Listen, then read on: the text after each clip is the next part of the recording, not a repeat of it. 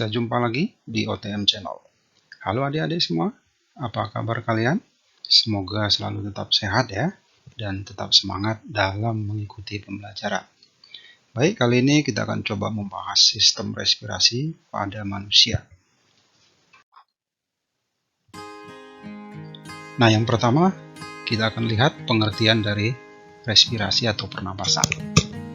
Pernapasan adalah proses masuknya oksigen ke dalam paru-paru dan proses keluarnya karbon dioksida dari paru-paru. Nah, pengertian pernapasan boleh juga kita sebut proses terjadinya pertukaran gas antara oksigen dengan karbon dioksida di alveoli paru-paru kita yang terjadi secara difusi. Pernapasan ini juga merupakan reaksi enzimatis di mana di dalamnya terlibat enzim sitokrom oksidase yang mengkatalisis proses atau reaksi pernapasan ini. Baik, selanjutnya mari kita lihat reaksi dari proses pernapasan. Setiap bahan makanan yang kita makan, kita ambil contohnya karbohidrat, maka glukosa yang ada pada makanan tersebut itu akan dibakar di dalam organela sel kita, yaitu di dalam mitokondria. Reaksinya adalah glukosa, kemudian dibakar dengan oksigen, kemudian dia akan melepaskan sejumlah karbon dioksida, air, dan ATP. Nah, dan dalam proses ini akan melibatkan enzim sitokrom oksidase. Oke, baik, selanjutnya mari kita lihat. Nah, mungkin kalian pernah berpikir, siapakah yang mengatur proses pernapasan kita? Kenapa kita ketika tidur, proses pernapasan kita terus berlangsung kadang tanpa kita sadari?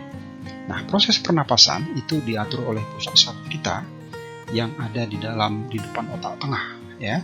Jadi jaringan kerja neuron yang mengatur mekanisme pernapas pada manusia itu disebut sebagai pusat pengatur pernapasan. Nah, pusat pengatur pernapasan ini terletak pada dua tempat di dalam otak manusia, yaitu pada pons dan pada medula oblongata atau sumsum lanjutan. Pons akan mengatur tempo pernapasan, sedangkan medula oblongata akan mengatur ritme dari pernapasan itu sendiri. Oke, ini adalah anatomi dari sistem otak manusia. Nah, posisi daripada pons itu ada kalau kita perhatikan pada gambar ini, dia letaknya pada batang otak kita ya. Jadi kira-kira di sini dia. Kemudian di bawahnya itu ada medula oblongata. Yang ini disebut juga nama lainnya sumsum lanjutan. Nah, jadi kedua komponen ini yaitu pons dan medula oblongata itulah yang mengatur mekanisme pernapasan.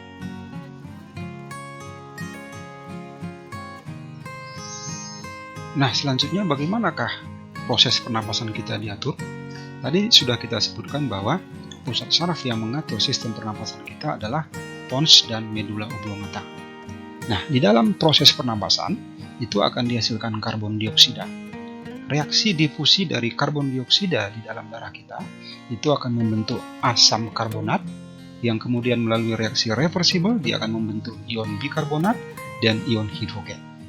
Nah, kemudian peningkatan aktivitas metabolik yang meningkatkan konsentrasi karbon dioksida di dalam darah, ini kemudian akan membuat pons dan medula oblongata terangsang, kemudian akan memerintahkan sistem peralatan pernapasan kita, yaitu musculus intercosta, otot antar tulang rusuk yang nantinya berperan dalam proses pernapasan dada, dan juga otot diafragma yang nantinya berperan dalam proses pernapasan perut. Nah, mekanisme ini akan tetap dipertahankan hingga kadar pH dalam darah kembali normal. Baik, mari kita lihat secara sederhana anatomi sistem pernapasan kita. Nah, ini adalah gambar sederhana dari sistem pernapasan kita. Jadi ada hidung, ini adalah sebagai jalur masuknya oksigen. Kemudian setelah hidung itu ada faring. Kemudian ada epiglottis, ini adalah yang mengatur persimpangan antara saluran pernapasan dengan saluran makanan ya. Kemudian ada laring. Nah, kemudian ada trakea. Trakea ini sering juga kita sebut namanya tenggorokan. Ini adalah saluran pernapasan.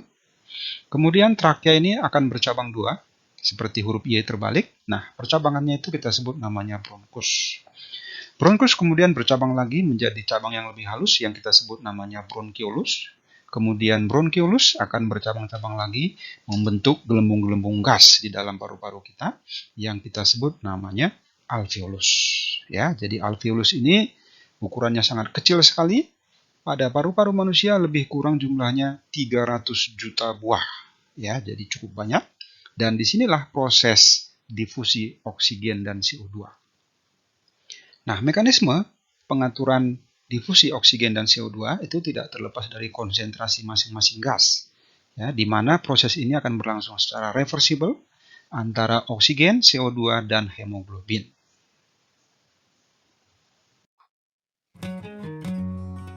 Oke, selanjutnya mari kita lihat mekanisme pernapasan. Nah, menurut cara kerjanya, pernapasan kita bagi jadi dua, yaitu pernapasan dada, kemudian pernapasan perut.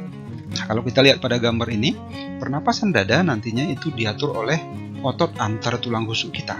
Jadi ini akan bisa berkontraksi, kemudian bisa relaksasi, yang membuat volume rongga dada kita akan membesar dan mengecil. Nah, untuk pernapasan perut itu akan diatur oleh otot diafragma ya. Jadi diafragma ini adalah sekat yang memisahkan rongga dada dengan rongga perut. Nah, diafragma ini juga bisa berkontraksi, bisa berelaksasi, sehingga nanti bisa membuat volume rongga dada kita membesar dan mengecil. Nah, untuk lebih jelasnya mari kita lihat proses inspirasi dan ekspirasinya masing-masing untuk pernapasan dada dan pernapasan perut. Oke, baik, mari kita lihat mekanisme pernapasan dada.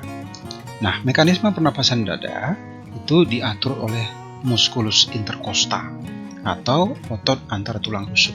Nah, dalam hal ini kita cukup memahami fase inspirasinya saja.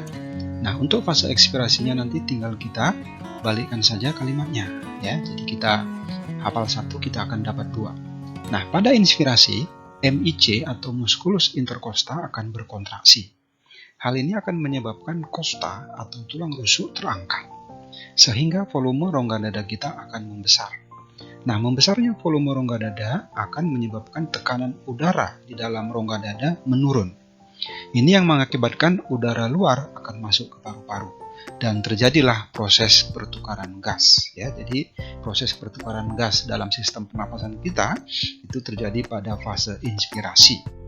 Nah, kemudian untuk fase ekspirasinya ini terjadi hal kebalikannya ya. Jadi pada saat ekspirasi, musculus intercosta akan relaksasi, kosta kemudian turun, volume rongga dada mengecil, tekanan udara meningkat sehingga udara di dalam paru-paru akan keluar. Nah, ini tentu saja udara yang banyak mengandung karbon dioksida.